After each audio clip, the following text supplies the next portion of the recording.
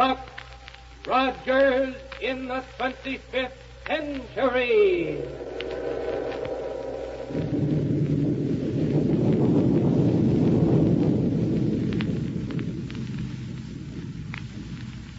Buck Rogers is on the air. This program is brought to you by the makers of Popsicle, Fudgicle, and Creamsicle, those delicious frozen confections on a stick. And now a message from the famous fellow who won the contest for the typical American boy, Popsicle Pete. Hello, fellas and girls. Are you saving up bags for those exciting free presents I told you about? Gee, what wonderful gifts you get. Hundreds of them. Roller skates, telescope, movie camera, doll, bracelet, wallet, table tennis. That's only a few. Just save the bags from Popsicle, Fudgicle, and Creamsicle. Ask at your ice cream store for the free Popsicle gift list. It tells you where to send the bags you save and how many to send. You get a free coupon with it worth 10 bags. That'll get you started fine. Yes, and here's an idea. Get Mom and Dad eating those wonderful confections, too. They're easy to eat on those handy sticks, and they're easy to digest. They're so pure and fresh and wholesome. And, oh, boy, so delicious. You'll get their bags, too, for those marvelous gifts. Popsicle, Fudgicle, and Creamsicle are biggest for a nickel. Don't forget that. Yes, but now let's go on with the amazing adventures of Buck Rogers in the 25th century. In our last episode, you recall, we learned that our old friends, Black Barney and Willie, were the ones who took off in the rocket ship equipped with the new Gyro cosmic relativator. And we also know that the arch criminal, Killer Kane, suddenly appeared there aboard Black Barney's rocket ship. But that last is something that Buck and Wilma and Doctor Heur don't know. And as we join them, they're simply talking things over in the doctor's laboratory. Shall we join them? Okay, then, here we go, 500 years into the future.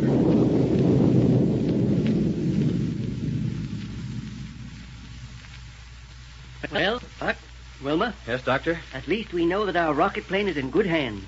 Yes, and that the new Gyro cosmic relativator works all right. Yes, Barney said when he radioed that he took off at full speed, and that he didn't even feel the pull of acceleration. Well, as long as he's bringing the plane right down again, hadn't we better go over to the spaceport to meet him? Not much point in going over right away, is there? Huh? It took him some time to fly out to wherever he is, and he won't be able to get back any faster. Yes, was right. And we can put in good time right here in my laboratory, finding out what was taken by whoever ransacked it. Yeah. Well, whoever broke in couldn't have been here very long. What makes you think that, Buck? Well, for one thing, there doesn't seem to have been much damage done. A few drawers pulled out on the desks and cabinets, and only a couple of scientific instruments moved from their usual places. Well, you know what that indicates. What, Doctor? Whoever broke in wanted one particular thing. Yeah. And didn't have to waste much time in looking for it. Come to think of it, Doctor, he couldn't have had very much time. It was only a few minutes after we arrived at the spaceport that the captain of the rocket police discovered this had happened. Exactly. Well, let's look carefully around and find out what, if anything, is missing. We can certainly be sure of one thing. What's that? This was done by Kane and Aardala. No one else would do such a thing. Yes, and of course they've just escaped from the municipal prison. Yes, sir. Don't you see what happened? The minute they got out, they realized they'd need equipment. And there was no more logical place for them to try to find it than right here in this laboratory. Only one of them was here, though, Wilma. How do you know? Well, Police Information Bureau said that when they made their break, Kane and Aardala separated. Uh-huh. And what's more, a private citizen saw just one person take off in a rocket roadster from the neighborhood of this laboratory. Buck, could he identify that person? No, sir, he was too far away. But he's absolutely sure there was only one. Maybe we aren't right after all. Huh? About it being Kane and Aardala. They usually stick pretty close together. And just getting out of prison would be all the more reason for doing so. Except that one of them might have come here to get something, while the other tried to lay hands on a rocket ship. Yes. Well, we're wasting time just standing around here talking about it. Let's look around and see if anything's missing. Buck. Yes, sir? Look through that chest there against the wall and make sure that my bound copies of the formula for... All right, sir. Wait a minute. Yes, sir? The instrument devised by Professor Smith, the mad scientist. Huh? The instrument that subjugated people to his willpower when he used it on them. The psychic restriction ray. Yes. Why, it was right over there in that corner, back of where Wilma's standing. Well, it's not here now. Well, then we must look for it quickly. An instrument like that in the hands of a man like Kane... Don't I know it? Quick, open every cabinet and locker in the place. Right, okay, sir. Doctor. With his mad desire for power, why, Kane would use that instrument on everybody he could lay his hands on. No sign of it yet? Not that I can see, Doctor. But there must be. Nothing over here, Doctor. Well, then suppose you look back in the stockroom, Buck. Perhaps I left the instrument in there. Yes, sir. Are you absolutely sure you had it here in your laboratory, Doctor? Yes, Wilma, absolutely sure. Well, Buck, is it in there? I'm afraid not, Doctor. Well, then, No, look here. sir. That's what he took, all right. Well, listen, what we've got to do. Our first thing is to report to the president that we're all ready to set out after Kane and Aardala. Which, of course, we'll do the minute Black Barney gets our rocket plane back here. Yes, and we'll need all the information we can get from the rocket police relative to their escape from the municipal prison. I'll take care of that, Doctor. And I'll radio the president's office. Good. We'll go out to the spaceport and meet Barney with our ship. But, Doctor, is that a good ship for chasing Kane and Aardala? No, Buck, no. We'll have the Gyro cosmic relativator from it installed on a fast-fighting cruiser. Right. Wilma, the call letters for police information are 413. Okay, Buck. Calling X38. Wilma Deering calling Buck 413. Rogers calling X38. Calling 413. Calling 413. X38. Wilma Deering Buck calling Rogers 413. calling X38.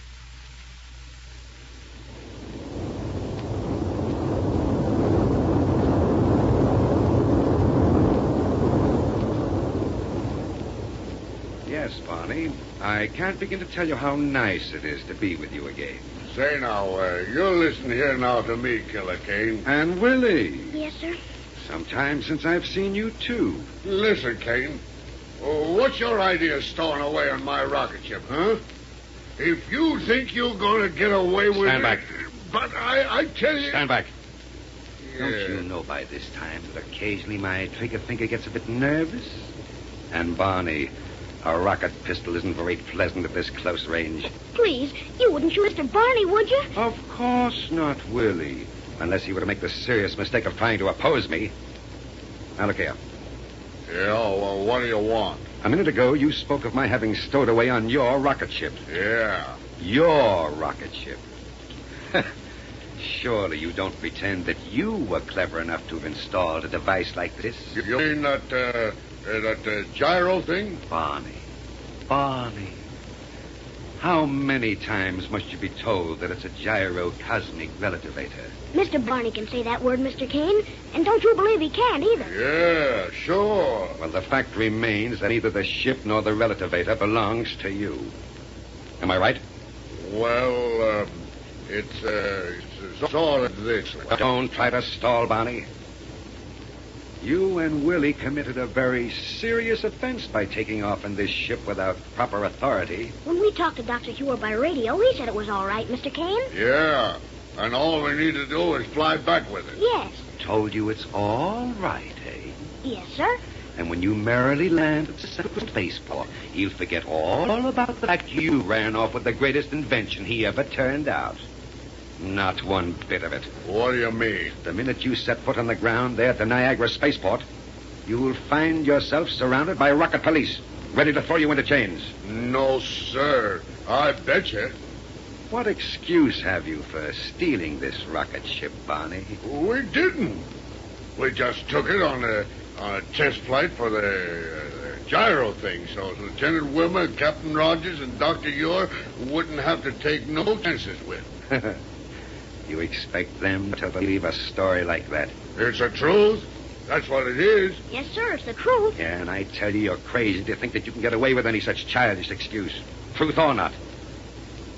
Now, if you have any sense, instead of going back to Niagara to trouble, you'll come along with me. Huh?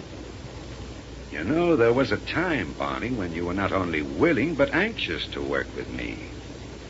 And if I remember correctly, you were always well paid for doing it. That's the times I want to forget, when I didn't know no better than be an air pirate. At that time, you had a stronghold full of treasure that would have been the envy of all nations. You had gold, power. You can have those things again, Barney, my boy. If you'll use your head and come along with Aardala and me. Don't you know that I've outgrown all that sort of stuff? That's your misfortune, Barney. As an air pirate, you were quite a success, weren't you? Yeah, sure I was. But what happened? You got silly and sentimental listening to Wilma Deering stuff your empty head full of ideas about reforming and going straight. Hey, don't you say nothing against Lieutenant Wilma. Get back. All right. Now, what has it got? Nothing. Mr. Barney's the Prime Minister of Mars, don't forget. Yeah, that's right. Prime Minister of Mars. Yeah. What does that make me? King of Pluto? It's a big job, Mr. Kane. Why, if Mr. Barney wasn't their Prime Minister, I don't know what the Martian people would do. Yeah. You just ask King Arnaldo what he thinks of Mr. Barney. Yeah. That doddering old fool? Why, just to show you how helpless he is, I may go up there to Mars one of these days and establish a headquarters. Not if I got anything to say about it. No, sir. No, sir. You won't have anything to say about it, Barney, unless some sudden and unexpected flash of intelligence leads you to team up with me. I don't know what you're up to, Kane, and I don't care no matter what it is. No, Barney? But no matter what it is, me and Willie ain't gonna have nothing to do with it. Unfortunately, you're going to change your mind about that, Barney. And very shortly. You're crazy. There's nothing to make me change my mind about that. Not even nothing. No, sir. Well, we'll see. This rocket ship is back in the general direction of Earth, isn't it? Sure.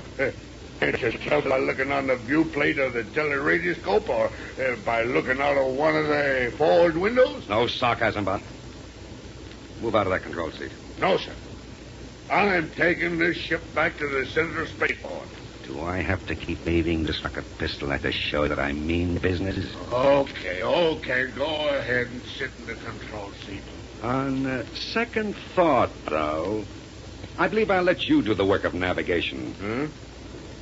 Now, I want you to land us to the ruins of the ancient city of Philadelphia. Philadelphia? There we'll meet Aardala. You see, Barney, before she left Niagara, she made a stop at the laboratory of your dear friend, Doctor Heur, and picked up a rather interesting scientific instrument. What are you talking about? I have a stinking suspicion it will help you come around to my point of view. As a matter of fact, Barney, I'm sure of it.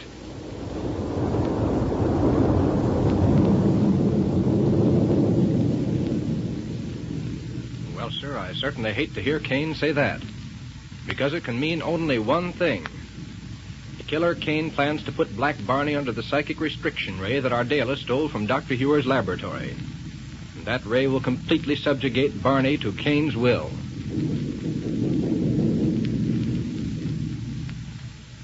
Well, now, Pete, how about refreshment? What do you say to a great big ice-cold creamsicle on a stick? Oh, boy. Ice cream in the middle and thick chocolate fudge outside? That's right.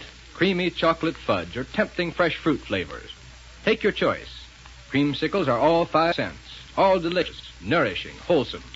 Made fresh every day under the strictest pure food laws and protected by U.S. registered trademarks. And listen, pals, don't forget to save your creamsicle bags for these wonderful gifts, like a camera, table tennis, a wristwatch, wallet, baseball, sleeping dolls. Get your free illustrated gift list in your ice cream store.